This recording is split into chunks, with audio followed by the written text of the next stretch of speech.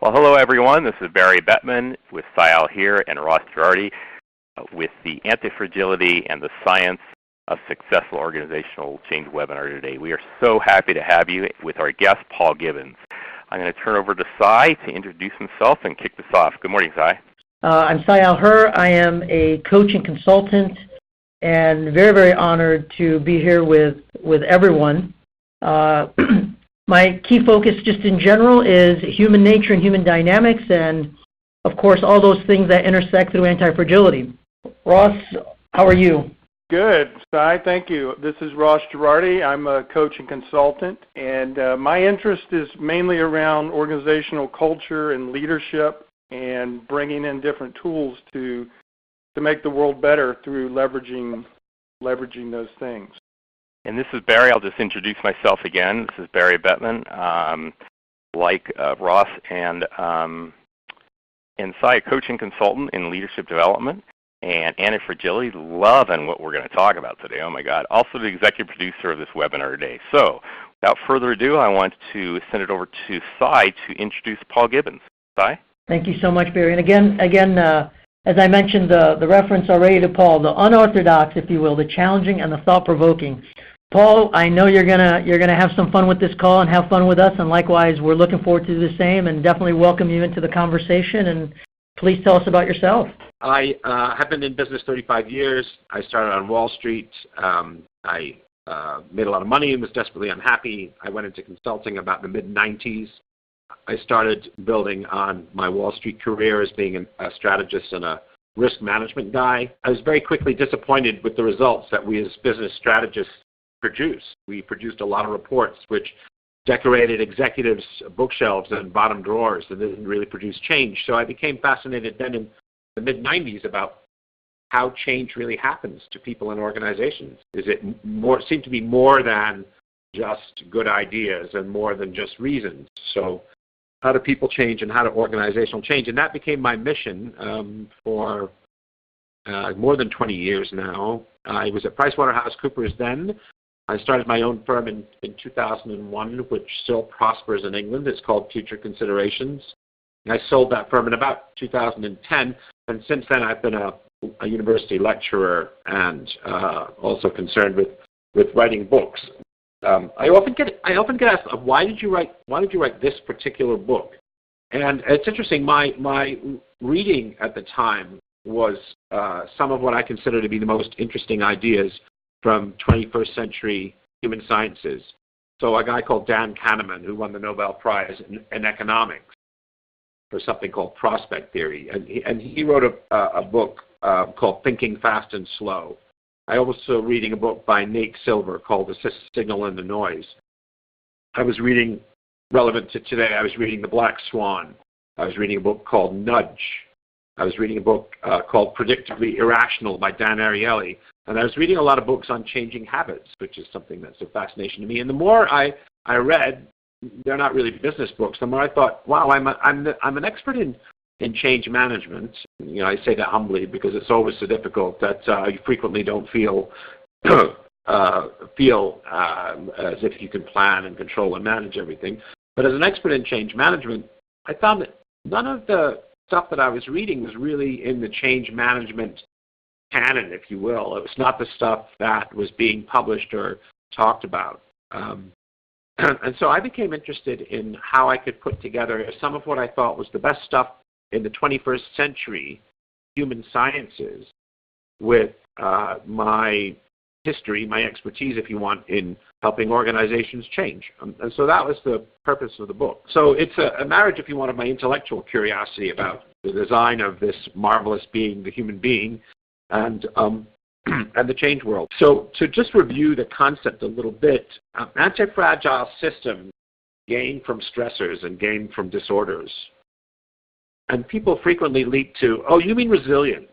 And Nassim Taleb is clearly clear he doesn't mean resilient. Resiliency means like a rubber ball, if you stress the system, it will bounce back. He doesn't mean that. He means that the system gets stronger. And resilient systems bounce back to, in a sense, the status quo where they were before the stressor. Antifragile systems are stronger. That's an interesting idea. it's a contrast in his book with fragile, which is one of the easier concepts to grasp. So we understand that with a champagne glass that breaks when you touch it, and when you tap it, if you will.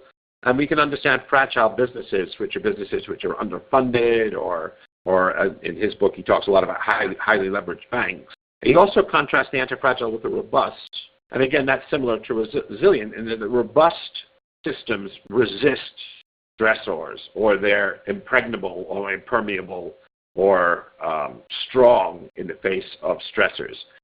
Ultimately, he believes that they're fragile. And I guess his great breakthrough in his thinking is that human beings, as we try to make systems more robust, as we try to predict them, control them, plan them, manage them, make them immune to the volatility that's in the world and the complexity of the world, we make them more fragile. And so he gives, very early in the book, Antifragile, about 3 or 4 pages of this incredibly long table where he sees contrasts fragility, robustness, and antifragility in a myriad of different domains, 30 or 40 different domains. And so Taleb covers many topics, but he's relatively silent on business. And that's an opportunity for we as business people to take some of his really excellent ideas and try and translate them and make them useful for the business community. One question that immediately comes to my mind, I love the way that you, Paul, have categorized the integration of, I'll say, a multitude of experiences and bodies of knowledge and experience out there, and integrated them into the human sciences. If you look at that integration, what would be the kind of the one thing that you would encourage businesses to do and really embrace in order to achieve a degree of greater antifragility? I might duck that question in the following way. So I think that there are structures that are more robust, and I think there are structures that are more antifragile. I think there are processes that are more antifragile and robust, and processes that are fragile. And I think also there are cultures that are more antifragile and robust and less fragile. And so, and I think there are individuals and teams. So just to talk about the last two, for example, in individuals, Taleb uses the example of muscles. If you go to the gym and you lift weights in order to gain muscle size, the way that works is that you actually destroy muscle, and when it remakes, it comes back stronger and more hypertrophy, more muscle mass. And so that's an example of antifragility in a human system. Most human beings have an intuitive sense that they are emotionally stronger as a result of emotional stressors in their life. So the stuff that was incredibly difficult and that didn't, in a sense, break our spirits, we're stronger, more compassionate, more understanding, more effective in the world as a result of these emotional stressors. And the final thing in the category of sort of individual antifragility comes from the writings of a Stanford professor called Carol Dweck, and she talks about two different mindsets, a growth mindset and a fixed mindset. And the fixed mindset basically approaches every task as I'm a human being with a certain fixed capability, and my fixed capability is either good at this task or it's poor at it. Whereas the growth mindsets approach the task not with that kind of fixed assessment, but approaches every task as an opportunity to learn and grow and discover new edges and a sense. That's a very anti-fragile mentality. So those are some of the aspects of the anti-fragile individual. The anti-fragile career, I think, is something that we need to think about. And people who are constant learners in the business world don't wake up one morning and find out that the skills that they carefully built 20 years ago are no longer relevant. It's certainly something that we see true in the very complex world of data scientists at the moment, where almost every 18 months there's some transformational new data science technology, and so people in that community are forced to reinvent themselves constantly, otherwise they'll be irrelevant.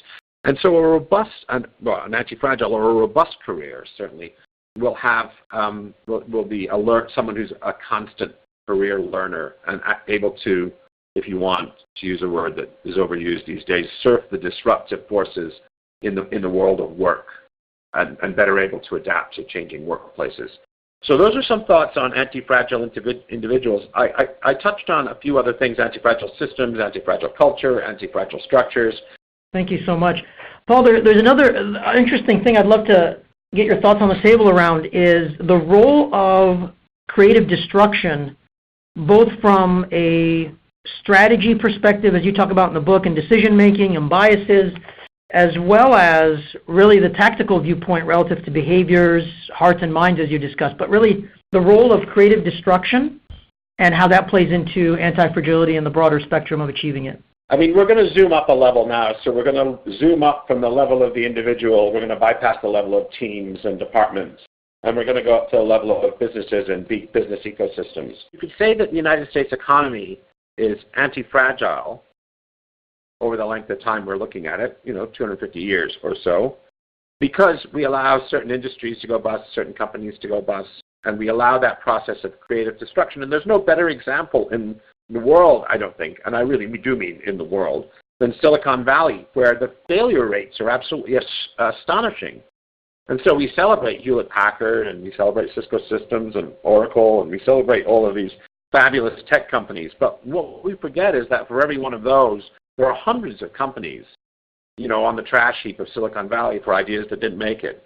And so it's worth remembering that the more we resist failure and mistake, the more we try and insulate ourselves from the vicissitudes of the marketplace, the more we fragilize the business ecosystem. And so one of the most contentious political issues from the last decade, if you will, is whether we ought to have bailed out the banks or the auto companies. It was a very interesting issue because from an anti-fragility point of view, it's a huge mistake.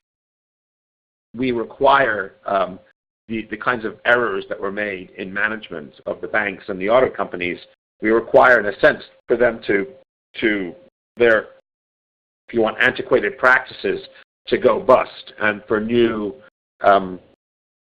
entities to be born that replace them. But we didn't do that.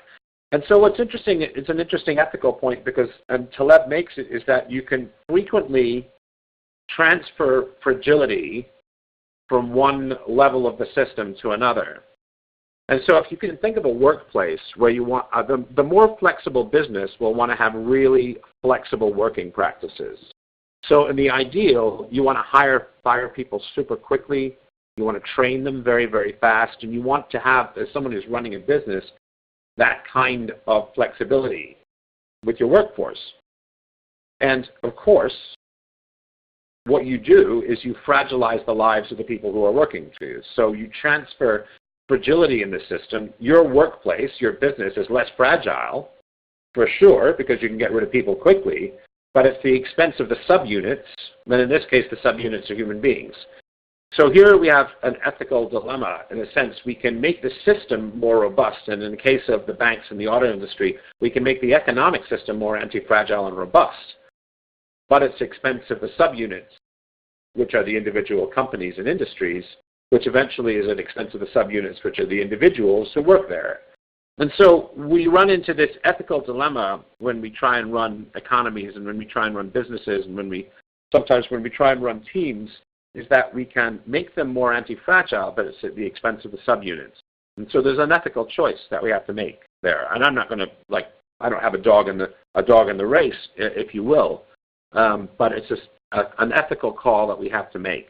I think you touch a lot of different aspects. It's the degrees of fragility versus anti-fragility at all levels, which is crucial to balance. And in a sense, if you will, and in double quotes, I have my hands up, do the right thing as it makes sense.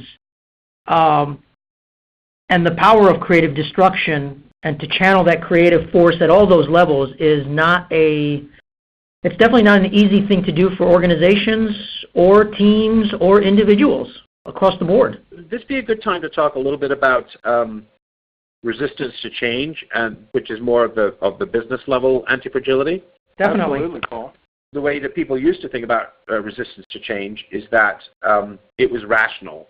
And so that when people were resisting change, and this is an error clearly, that resistance to change was rational, and then they had good reasons, good rational reasons for thinking that the change was a bad idea. And that's quickly, if you want, debunked or quickly seen as too narrow a view of human beings. And that part of the reason, and maybe most of the reason that people resist is through emotional processes like fear, mistrust, resentment, those things. So that was, in a sense, a breakthrough from a mechanistic and rational view of organizations. In the 80s and 90s, we begin to have concepts such as emotional intelligence, and we begin to think about how the job of the change leader is to help their people in the organization, their team, deal emotionally with the threat of change. I now think that that was an advance on the purely rational model, and I also think it's really, really flawed. And what we found in the human sciences lately, and there are just a few things, but one of them is human beings are incredibly tribal. And so that even if there are strong emotional and rational reasons to change, even if you can kind of check those boxes, human beings follow the herd a great deal more than we thought. And that's what contemporary research shows us. And one example is in the world of obesity, you want to get thin. Research shows the best thing you do is hang out with thin people. It's a cultural phenomenon as well as an individual phenomenon. And so the other limitation of the emotional resistance to change comes from the first thing I ever learned in 1995 when I took my first course in change management. I was a math guy and a kind of process guy and a systems guy and an IT guy. My first model that I ever saw was a model from the 1960s from a woman called Elizabeth Kubler-Ross, who studied people who were approaching death. And she came up with a model that we've all heard, denial, anger, bargaining, depression, acceptance. And that was the very first thing that I learned about change, was that people in organizations and organizations themselves, when they're going through change, it resembles the experience that people have when they're going through death. Denial, anger, bargaining, depression, acceptance. And that we as change managers need to somehow or another steward people through that emotional change curve. I now think that that's completely nonsense. So Elizabeth Kubler-Ross, of people subsequent to the 1960s when she did her work, found that there's an incredible diversity of the way that people approach death. And that this nice 5-stage model, denial, anger, bargaining, depression, acceptance, really does not even begin to capture the majority of the ways that people go through death. So even in a sense, the original research on which the change model is based is flawed or suspect or subject to question. But when you get to organizations, it's certainly not true that every time a change hits an individual in an organization, they go into some death-like response, denial, anger, bargaining, depression, acceptance. We certainly don't want that to be true. And it's not true. It doesn't capture the diversity of human experience when confronted with a change. And the change curve can be more like, for some people, bring it on. New challenge, new opportunity. And instead of denial, anger, bargaining, depression, acceptance, it can be excitement, enthusiasm, energy, and engagement. We don't only want people like that in organizations, but we want to create structures and we want to create an attitude towards change in organizations where people really embrace it. And so I think there are tremendous limits to this idea that change necessarily is a negative emotional process. But I think, change managers and the history of change management and the history of organization development have deep roots in counseling psychology and Gestalt psychology and humanistic psychology. And all of those basically are based on this grief model of going through change. And that change, in a sense, is some kind of loss experience. Anyway, I think there are limits to how much that applies in business and limits to how much that applies in the healthy-minded.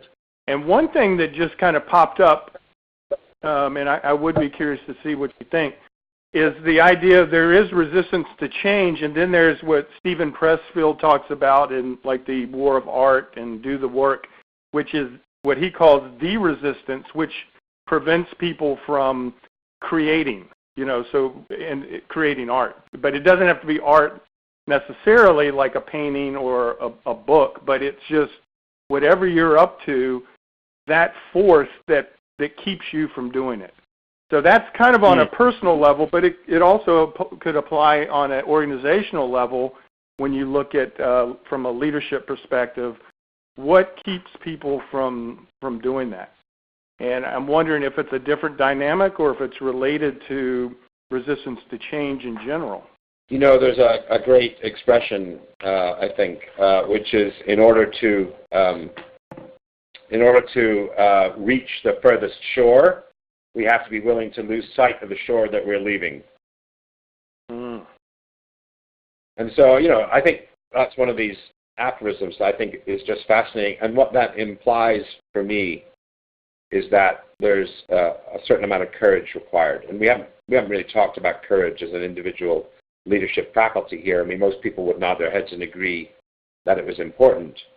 But the courage to change one's personal mindset and behavior, I just don't think is something that can be trivialized, how difficult it is. And part of that is someone who's wrestled with various personal changes in my own life, is what am I going to be like on the other side of this change? Will I still be me if I give up this particular behavior? And that, in my case particularly, and I think it's generalizable, provokes a lot of anxiety in people. As if I let go of this, say it's the ability to command and control or micromanage, or say it's a tendency to be too rough on employees when they don't perform, or whatever behavior it is. If it's deeply ingrained enough, there'll be a certain fear in letting go of that self, if you will. And so that's certainly courage is certainly. Yeah, Paul, this is Barry. Towards that, how does antifragility support that change and that new identity? I tend to think of antifragility as, letting go of command and control often. Not totally, but It's like things are not fragile, so if it breaks, it just breaks and it's a mess, and people aren't going to usually die. And so I'm just kind of curious on maybe how antifragility is really a key to the whole change process, or having things being more anti-fragile. In a way, we've been talking about these features of the individual that will help create anti-fragile organizations. But you've asked the question is, well, where do these things come from? Courage, consciousness, choice, etc. And I'm not sure I have an easy answer, or I don't have an easy answer that has anti-fragility in a sense as the heading, if you will. I think that's great, and that is maybe the answer is not everything is all anti-fragility, and maybe there's multiple disciplines. Anti-fragility is a part of it. So Paul, I love everything that you're exploring with us. It's very powerful. Let's say, if you will, and I want to really take it to the practical side in terms of immediate impact. Let's say someone was going to invite you into their organization and say, Paul, we would like to achieve, given all the volatility in the marketplace and in the world around us, we would like to achieve a degree more of anti-fragility than where we are today. How would you engage them and how would you guide them forward, Paul? Well, I would always start with leaders. I would always start with the leaders and the leadership mindset. So I would certainly start there. And then for me, the lever, so all of the change in organizations is going to eventually be a people change. So even something that looks like a structural change, like a change to a process re-engineering, process redesign, or an organizational redesign where you restructure an organization. So those look like technical changes, but they have to be made by people. So the leaders are going to be ultimately the people who are going to have to nudge the organization in the correct direction. And so this is like a glib answer, if you will, but we have to start, I think, with the senior leaders in the organization and look at their mindsets and look at their, in a sense, are they the sort of leaders that an anti-fragile organization requires?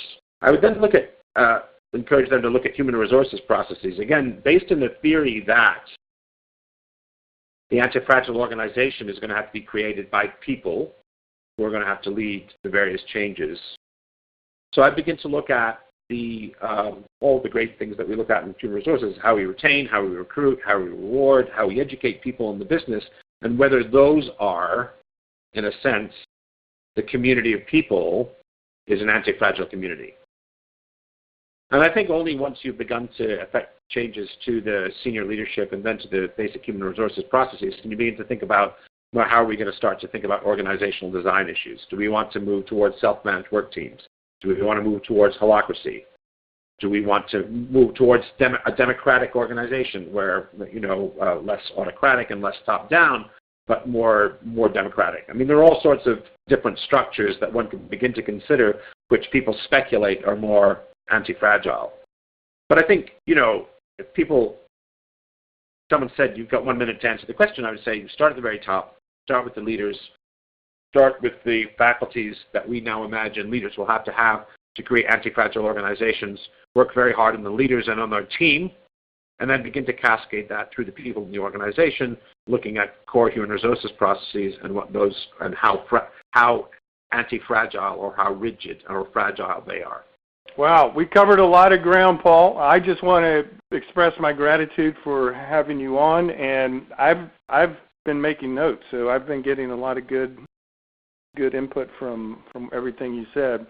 And one takeaway for me, it's actually, I think it's a direct quote from Taleb, but he says basically that thou shalt not have antifragility at the expense of others. And I think that also applies if you're going to be in a leadership role and you're fragilizing others, you're probably not doing a very good job of leadership. Wow, very full information, lots of things to chew on. And mostly the whole concept of, how this antifragility and the science of successful organization change happens together. Thank you so much for your contribution, Paul. Well, thank you. Thank you immensely, guys, for making it possible for us to discuss and learn together. I think it's I'm certainly thrilled to be a member of this community and thrilled to contribute now and now and in the future. I always find it super stimulating.